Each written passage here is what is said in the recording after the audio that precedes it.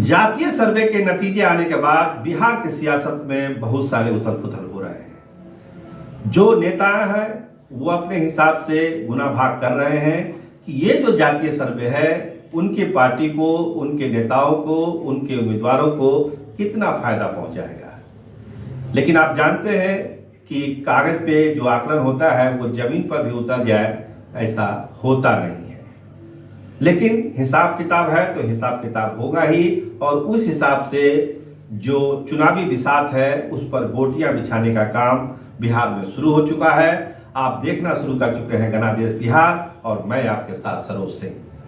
देखिए, बिहार में सामाजिक समीकरण या जातीय समीकरण बनाने के दो माहिर खिलाड़ी नीतीश कुमार और लालू प्रसाद अच्छी तरीके से जानते हैं कि जो जातीय सर्वे के नतीजे आए हैं इसका पूरा फायदा उनको उठाना है, और इस फायदे के लिए वो जोड़ तोड़ शुरू कर चुके हैं।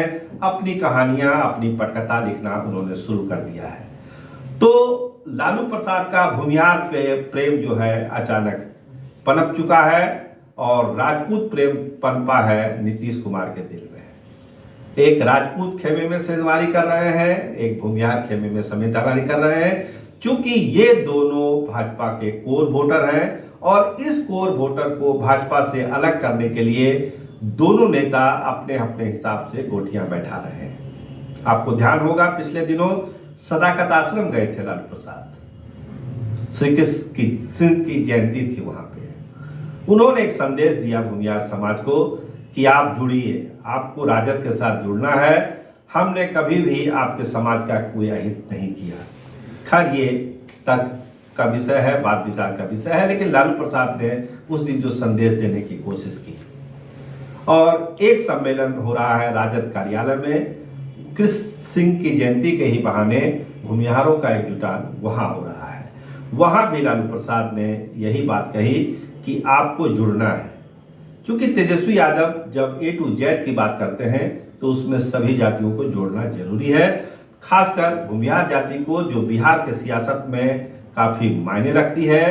जो सर्वे है उसमें भले ही संख्या उसकी कम बताई गई है, आपको बताएं कि 3.45% बताया गया है भूमिहारों की आबादी को, लेकिन जो वास्तविकता है लोग बताते हैं कि संख्या कुछ ज्यादा ही है।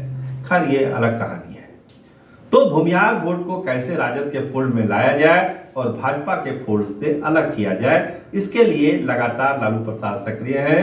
वो सदाकत आश्रम में भी गए, भूमिहार के बड़े बड़े नेताओं से मिल रहे हैं, और राजद कार्यालय में उन्होंने एक भूमिहार डोमिनेटेड सम्मेलन की, रैली की, संगोष्ठी की या कार्यक्रम की अनुमति दी। तो इसका मतलब साफ है कि लालू प्रसाद एक खास एजेंडे पर काम कर रहे हैं।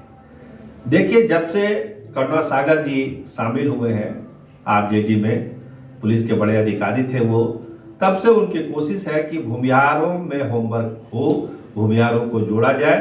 तो ये जो राजद वाले कार्यालय की पहल है ये उन्हीं की पहल है, और लालू यादव ने इस पहल को हरी झंडी दी। राजपूतों की जहां तक बात है तो देखिए, आनंद मोहन को लेके नीतीश कुमार काफी पॉजिटिव है। उनसे सीएम निवास पर भी उनकी बातचीत हुई, वो उनके गांव भी गए पचगछिया, वहां भी लोगों से बातचीत की। कोशिश है कि आनंद मोहन को आगे करके राजपूत वोटों में सेंधमारी की जाए, और कोर वोटर जो राजपूत और भूमिहार भाजपा के बने हुए हैं, 24 में भी जिसको भाजपा हर हालत में अपने खेमे में बनाए रखना चाहती है, उसमें सेंधमारी की हो जाए। क्योंकि देखिए, जो सर्वे है, जो आंकड़े आए हैं, लगता है लालू प्रसाद और नीतीश कुमार को कि जो अति पिछड़ा का वोट है और जो पिछड़ों का वोट है वो कमोबेश उनके साथ जाना चाहिए। लोकसभा चुनाव में अगर हम लोग साथ मिलकर लड़ते हैं, जिसकी पूरी कोशिश हो रही है, लाख तक तलखी के बावजूद ये कोशिश है कि चुनाव मिलकर ही लड़ा जाए। तो ये कोशिश लगातार चल रही है राजद खेमे से कि भाई कहीं कुछ दिक्कत ना हो जाए। अभी जो टीचर की बहाली हुई है उससे भी एक अच्छा मैसेज गया है। लोग को लगता है, युवाओं को लगता है कि अगर सरकारी नौकरी की बात है तो वो नीतीश कुमार की सरकार ही हम लोग को पहले भी दी थी और अभी भी दे रही है, और वही आगे भी देगी। तो एक मैसेज, जो नाराजगी थी टीचरों की, वो कहीं ना कहीं थोड़ी बहुत कम होती दिखाई पड़ रही है। अति पिछड़ा जो है उनको लगता है कि देखिए निश्चित तौर पर नीतीश कुमार ने सर्वे करा के एक अच्छा काम किया है। पता तो चला कि हम लोग कितनी संख्या में है, हमारी भागीदारी और हिस्सेदारी क्या होनी चाहिए। तो लालू प्रसाद और नीतीश कुमार अपने हिसाब से गोटियां बैठा रहे हैं, रणनीति तय कर रहे हैं, लेकिन जो कोर वोटर है भूमिहार और राजपूत, क्या वो इतनी आसानी से भाजपा को छोड़ देंगे? इसके बारे में बहुत लोगों से बातचीत हुई है। उनका यही कहना है कि देखिए, पहल करना, कार्यक्रम करना, उनके नेताओं से मिलना एक अलग बात है, लेकिन वो वोट में कन्वर्ट हो जाएगा ये कहना मुश्किल है। करुणा सागर जी, आनंद मोहन जी, अखिलेश सिंह कांग्रेस वाले, ये सब अपने जात बिरादरी के वोट को कितना ट्रांसफर करा सकते हैं, ये कई बार बिहार के चुनावी जो खेल हुआ है, यहाँ पे चुनाव हुए हैं, उसकी कसौटी पर कसा जा चुका है, उसके नतीजे भी सबके सामने हैं।